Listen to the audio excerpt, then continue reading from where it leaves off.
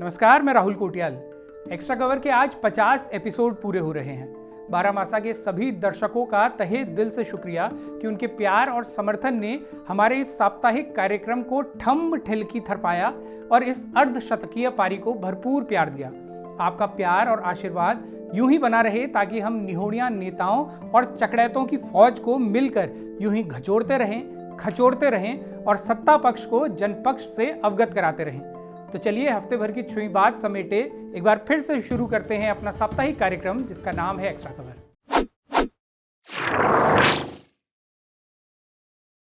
इस हफ्ते अपना उत्तराखंड एक बार फिर से राष्ट्रीय स्तर के चुगलैरों की छुई बातों में शामिल रहा, लेकिन निर्भगी इसका कारण इस बार भी हमारी कोई उपलब्धि नहीं बल्कि वो नफरती राजनीति रही जो मानती है कि बांजा पड़ते पहाड़ के खेतों में कुछ और अगर नहीं उग रहा तो चलो नफरत की ही खेती की जाए। इससे पहाड़ के युवाओं का भविष्य भले ही घाम लग जाए, लेकिन उनकी राजनीति खूब चमक रही है। दक्षिण भारत की जिस जमीन से चलकर कभी आदि गुरु शंकराचार्य इस देवभूमि में आए थे और सनातन की जड़ों को मजबूत किया था, अब उसी दक्षिण भारत से नफरती राजनीति के ऐसे प्रतीक पुरुष उत्तराखंड में बुलाए जा रहे हैं जो सनातन का ठीक वैसा ही प्रतिनिधित्व करने के लिए जाने जाते हैं जैसा कि अकबरुद्दीन ओवैसी इस्लाम का। इस मामले पर अभी विस्तार से बात करेंगे, लेकिन उससे पहले बात करते हैं उत्तराखंड में चर्चित रहे एक और मामले की। बीते हफ्ते प्रदेश में एक जूते की खूब चर्चा रही, इतनी कि इब्ने बतूता का जूता भी शर्मा जाए और गुलजार साहब के लाख कहने पर भी चुर न करे। ये जूता था भाजपा विधायक महेश जीना का, जिसे उन्होंने अपनी अलंकारों से सुसज्जित भाषा में किसी को रसीद करने की बातें कही। सल्ट से निकलकर ये जूता अब कल्ट बन चुका है। उत्तराखंड की राजनीति का ऐसा कल्ट जो यहाँ की जनता को याद दिलाता है कि उनके चुने हुए नेता असल में उन्हें क्या समझते हैं। कुछ समय पहले ठीक इसी तरह कांग्रेस से भाजपा में गए एक और नेता ने भी कुछ ऐसे ही प्रदेशवासियों को उनकी औकात याद दिलाई थी। ये नेता थे कुंवर प्रणव, जो अपने नाम में चैंपियन लगाते हैं और जिनका एक वीडियो तब वायरल हुआ था और जिसमें वो सीना फुलाकर बता रहे थे कि उत्तराखंड तो उनके अंग विशेष पर रखा है। अब एक ऑडियो और वायरल है जो सल्ट विधायक महेश जीना का बताया जा रहा है। ये एक टेलीफोनिक कन्वर्सेशन है जो काशीपुर के रहने वाले शंभू लखेड़ा और विधायक महेश जीना के बीच हो रही है। संदर्भ ये है कि पिछले महीने जब अल्मोड़ा में बस दुर्घटना हुई जिसमें 36 लोगों की मौत हो गई थी, ये टेलीफोनिक वार्ता भी उसी वक्त की बताई जाती है। शंभू लखेड़ा ये ऑडियो उस घटना के 3 दिन बाद यानी 7 नवंबर का बताते हैं। 36 साल के शंभू लखेड़ा देव सेना संगठन नाम के एक संगठन से जुड़े हैं, जिसके बारे में वो बताते हैं कि संगठन सामाजिक कार्यों में सक्रिय रहता है। उनके अनुसार घटना वाले दिन उनके कुछ परिचितों ने जब उन्हें बताया कि अल्मोड़ा में एक बस हादसा हुआ है तो वो तुरंत ही काशीपुर से घटनास्थल के लिए रवाना हुए और उन्होंने विधायक महेश जीना को भी फोन करके मौके पर आकर पीड़ितों की मदद करने की गुहार लगाई। शंभू लखेड़ा के अनुसार उनके 2 परिचित भी इस बस हादसे में मारे गए थे, जिनका नाम रवि भारद्वाज और गिरीश ढोंडियाल था। घटना के 3 दिन बाद शंभू लखेड़ा ने विधायक साहब को फोन किया और उनसे पूछा कि वे अब तक मृतकों के परिजनों से क्यों नहीं मिले हैं। इसी बात पर गर्मागर्मी बढ़ी और विधायक जी जल्द ही अलंकृत भाषा पर उतर आए और जूते मारने की बात करने लगे। इस वायरल ऑडियो के कुछ अंश आप खुद ही सुनिए। हमारा आखिरी मत बता, कांग्रेस की मत बता हमारे को। अच्छा, हाँ ठीक है तेरी कांग्रेस वाली की ऐसी की तैसी तेरी। आप जानते नहीं हम कौन है? अबे चल ना, तू कौन है, क्या है तू? बस ठीक है तुम जानते नहीं है कौन है, क्या तू? सर हम एक आम नागरिक हैं सल्ट के। तो आम नागरिक है तो ऐसे धमकी देगा क्या? हम धमकी नहीं देते हैं। आप गाली क्या गलौज धमकी देते हैं? सर क्या करता है फिर? आपने जो गाली गलौज करी ना, देखो इसको मैं भी देखो थोड़ी देर में धामी जी को भेज रहा हूँ। अरे तू किसी को भी भेजना, साले बकवास कर रहा है, धामी जी को भेजता है, क्या धमकी दे रहा है मेरे को तू? ठीक है सर, ठीक है मैं भेज रहा हूँ। ठीक है तू साले वहाँ पे ज्यादा नेतागिरी कर रहा है। मैं हमेशा करता हूँ, हम करेंगे। अभी तू धामी को भेजता, कल तेरी FIR कराता PWD के एक्शन से। सर जितनी ताकत उसने कराई। अरे ताकत की धमकी मत दे, समझ गया? ठीक है, जितनी जूते मारूंगा बकवास करेगा तो। कोई बात नहीं सर, आप जूते ही मारो, कोई बात नहीं। आप जहाँ तक मेरे को बता रहा हूँ तेरे को। सर हम आपको धमकी नहीं दे रहे हैं, हम आपको बता रहे हैं, निर्देश दे रहे हैं। तुम जानते नहीं मैं कौन हूँ, क्या है तू? ठीक है सर। साला रात को 10 बजे फोन कर रहा है। वैसे 10 नहीं बजे, 8:30 हो रहे, ध्यान रखो। 8:30 कम होता क्या? अरे मर गया था दिन भर में। दिन भर क्या कर रहा था? जब हमारा मरा था तब आपने पता क्या बोला, मैं दिल्ली से सांसद को लेके आ रहा हूँ। ठीक है, याद तो करना सांसद आया नहीं क्या? सुन लो मेरी बात सुन लो। और जब आप पहुंचे सांसद ना, नहीं आया क्या? जब हम अपने भाई की बॉडी लेके चले गए थे, ये ध्यान रखना आप। तो क्या करूं फिर? आप ये दिल्ली में नौटंकी हम मत तो तेरे दिखाओ। हवाई जहाज से आए क्या? हाँ, आप एक तो बॉडी नौटंकी लेके मत चला दिखाओ। गया आपका ब्लॉक प्रमुख पहुंच चुका था वहाँ, आप नहीं है वहाँ तो क्या पे। करूं फिर? ब्लॉक प्रमुख से क्या करूं मैं? ये नहीं मत आएगा बोलो। क्या करेगा तू? चल। हाँ, हम आपको बोल नहीं रहा पाओ। हम यार, आपको तो आपने दिल्ली से एहसान आने में टाइम नहीं लगता? आपने एहसान नहीं किया आके, आपने एहसान नहीं किया आके। अब आप तो शोके क्या करा नशे फिर? में, तुमने आप वहां से शोके गाड़ी में नशे आके में बात तूने कर रहे एहसान हो कर दिया क्या? साले ना। बकवास कर रहा आप है। शोके नशे में बात कर रहे हो। आप हम चुप कोई हो जा बात तू, नहीं। साला सूखे नशा तेरे बाप करते होगा। हम कल बैठेंगे। रुको आप, हम कल तू बैठेंगे क्या तो। बैठेगा? जूते मारूंगा सामने खड़ा होकर। हाँ, नहीं कोई मारूंगा बात तब नहीं कह भाई दियो। साहब, ये तानाशाही 2 साल की आपकी 27 में मेरी मिले। 2 साल की तेरे कोई अगर बात नहीं सामने खड़ा होगा तो जूते मार नहीं मारूंगा तब कह दियो। है। दम किस तो तरह की धमकी देगा? भाई तो साहब दम है तो चाहो जहाँ मिलो वहाँ मिल लो। दम है मुझे तो बता कहाँ मिलेगा? दम की बात छोड़ दे। जहाँ दम आप तो बोलोगे तूने वहाँ लगा मिलेंगे। रखा होगा आप साले। सल्ट बोलो, आप भिकेशन बोलोगे भिकेशन, अबे आप चल दिगाड़ तेरी बोलो दिगाड़। साले वहां गढ़वाल से भाषण दे रहा, बकवास कर रहा साले। तो कोई बात नहीं जहाँ आप। तू गए, जहाँ ये कोई जहाँ बात जहाँ की धमकी मत दियो मेरे को। हाँ, तो मेरे को भी विधायक होने की धमकी मत देना, ध्यान रखना। मैं तो दे ही नहीं रहा। तेरा आराम दे रहा। हाँ। तेरा बाप मरा भोसड़ी के, रात को फोन कर रहा है इसलिए। कोई बात चल नहीं, मेरा फोन। मेरा मेरा सब मरे हैं, कोई बात नहीं, लेकिन मरे आपका तो नाम चल। मरे भगवान करे। साले। ये ऑडियो 7 नवंबर का है, लेकिन वायरल अब करीब 1 महीने बाद हुआ है। इस बारे में शंभू लखेड़ा का कहना है कि इस बातचीत के बाद भाजपा के स्थानीय पदाधिकारियों ने उनसे संपर्क करते हुए पूरे प्रकरण के बारे में पूछा था। तब उन्होंने सभी लोगों को पूरा मामला समझाने के लिए ऑडियो भेज दिया था। अब उनका कहना है कि उन्हीं में से किसी ने ये ऑडियो अब वायरल कर दिया है, जिससे विधायक सल्ट राजनीतिक कल्ट बन गए हैं। इस पूरे प्रकरण की बॉटम लाइन ये है कि पहाड़ के असाड़ू पूसू नेताओं के लिए असल में क्या है? सिर्फ वही अलंकार जिसका प्रयोग विधायक साहब अपनी भाषा में कई बार कर रहे हैं। इसमें भी कोई हैरानी नहीं अगर यही ऑडियो विधायक साहब की अब यूएसपी बन जाए और कई लोग इसी बात पर बलिहारी जाएं कि वाह, विधायक जी कितने दबंग हैं। ठीक वैसे ही जैसे बीते रविवार उत्तरकाशी पहुंचे तेलंगाना के दबंग विधायक टी राजा पर कई लोग बलिहारी जा रहे हैं। ये महाशय उत्तरकाशी क्यों पहुंचे थे, इसका संदर्भ शुरुआत से समझते हैं। उत्तरकाशी में पिछले कुछ समय से मस्जिद से जुड़ा एक मामला लगातार सुर्खियों में है। इस मस्जिद का निर्माण साल 1969 में हुआ था। खबरों के अनुसार मस्जिद के लिए 4 नाली से थोड़ी ज्यादा जमीन का सौदा 20 मई 1969 के दिन तय हुआ था। उत्तरकाशी जिला प्रशासन के अनुसार ये जमीन रमजान अली, अब्दुल हमीद बेग, अली अहमद, यासीन बेग, इलाही बख्श, मोहम्मद रफीक को बेची गई थी।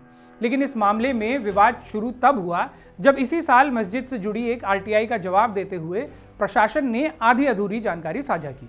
हालांकि इसके कुछ ही दिनों बाद प्रशासन ने स्पष्टीकरण देते हुए स्थिति साफ भी की, लेकिन तब तक मामला उन लोगों ने लौंफिया लिया था जो यही चाहते थे कि इसके इर्द गिर्द राजनीतिक फाल मारने का एक लॉन्च पैड तैयार किया जा सके।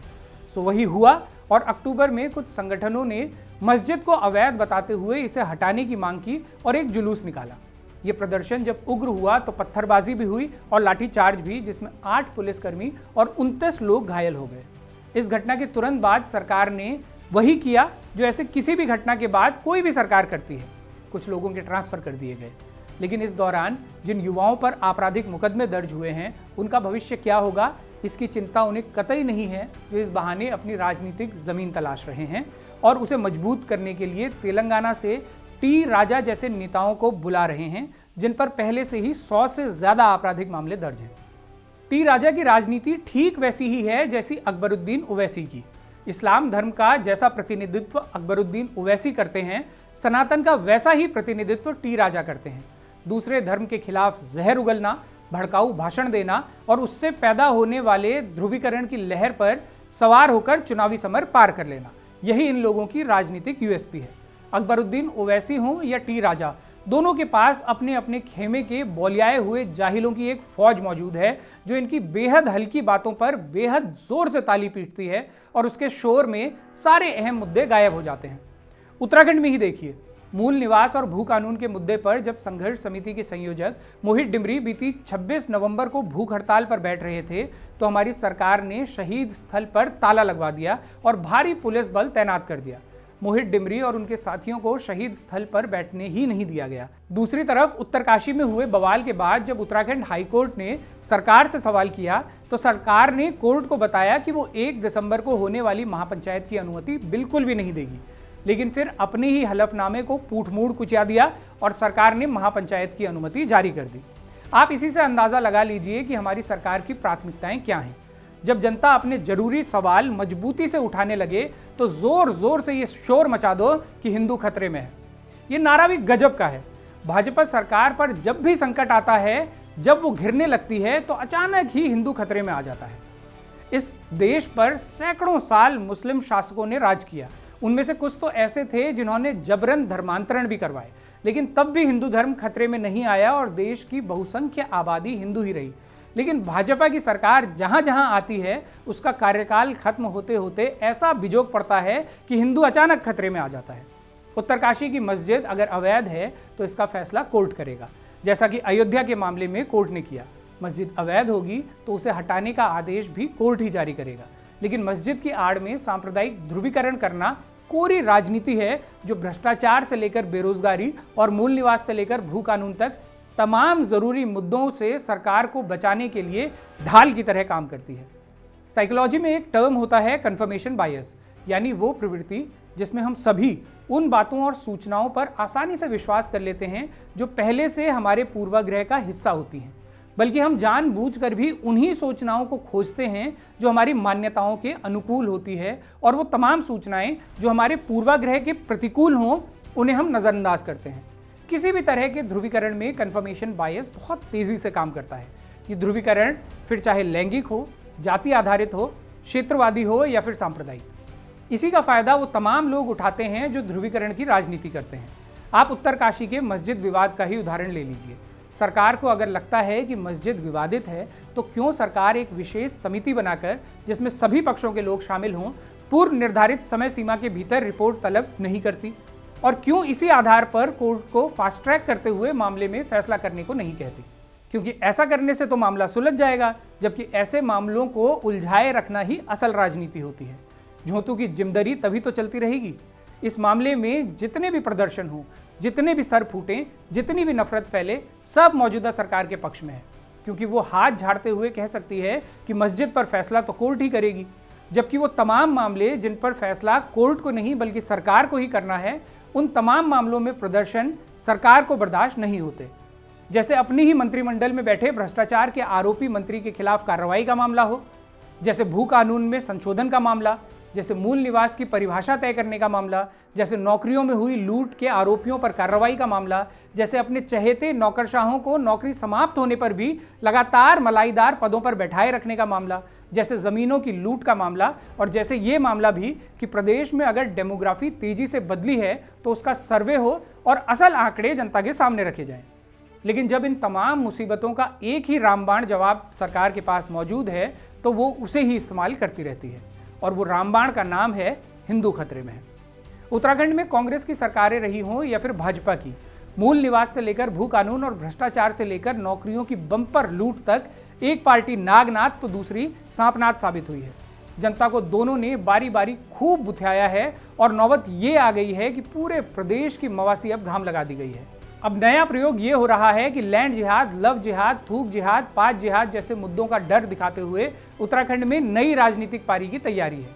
पिछले 8 साल से उत्तराखंड में उसी भाजपा की सरकार है जिसने तमाम तरह के जिहादों पर खूब राजनीति की है। 8 साल का समय कोई कम नहीं बल्कि बहुत लंबा समय होता है। प्रदेश की जनता को अब कंडाली लेकर इस सरकार से पूछना चाहिए कि लैंड जिहाद के आंकड़े, लव जिहाद के आंकड़े, डेमोग्राफी चेंज के आंकड़े आज तक सार्वजनिक क्यों नहीं हुए? कभी उत्तरकाशी तो कभी पुरोला में सांप्रदायिक बवाल खड़ा होने से किस दल को राजनीतिक लाभ होता है ये सर्वविदित है, लेकिन इसका नुकसान किसे होता है? पहाड़ के आम नागरिक को, उन तमाम परिवारों को जिनके जवान लड़के नफरती बनकर पत्थर चलाना सीख रहे हैं, फिर चाहे वो हिंदू धर्म के हों या मुस्लिम। प्रदेश की छवि भी इससे धूमिल होती है और वो तमाम इन्वेस्टर अपना हाथ पीछे खींच लेते हैं जिनको लाने के दावे करते हुए सरकार सीना चौड़ा करके बताती फिरती है कि हमने फलां फलां करोड़ के MOU साइन कर लिए हैं। उत्तराखंड एक समृद्ध सांस्कृतिक विरासत की भूमि है। यहाँ के लोक में देवताओं का वास माना जाता है। यहाँ न्याय करने के लिए भी गोलजू और महासू जैसे देवता विराजमान हैं। आस्था की इस परिपक्व भूमि ने इतिहास के कई कालखंड देखे हैं, लेकिन फिर भी उसकी लोक मान्यताएं आज भी जस की तस बनी हुई हैं, टिकी हुई हैं। ये मान्यताएं ऐसी ही बनी रहें, उसके लिए ज़रूरी है कि हम उन चकड़ैतों की पहचान करें जो मंगसीर बग्वाल के उल्लास वाले दिन अपनी सांस्कृतिक थाती का जश्न छोड़कर सांप्रदायिक द्वेष का मातम चाहते हैं। तो ये था इस हफ्ते का एक्स्ट्रा कवर। आपको ये कार्यक्रम पसंद आया हो तो इसे शेयर करने के साथ ही बारामासा को मजबूत करने के लिए चैनल की पेड मेंबरशिप या सुपर थैंक्स का बटन दबाकर हमें सहयोग कीजिएगा। अपने सुझाव, प्रतिक्रिया या एक्स्ट्रा कवर से निकलती कोई खबर अगर आप हम तक पहुंचाना चाहते हैं तो इस मेल आईडी पर लिख भेजिए। अगले हफ्ते फिर से होगी मुलाकात। तब तक के लिए सिमनिया, पहलाद, नमस्कार।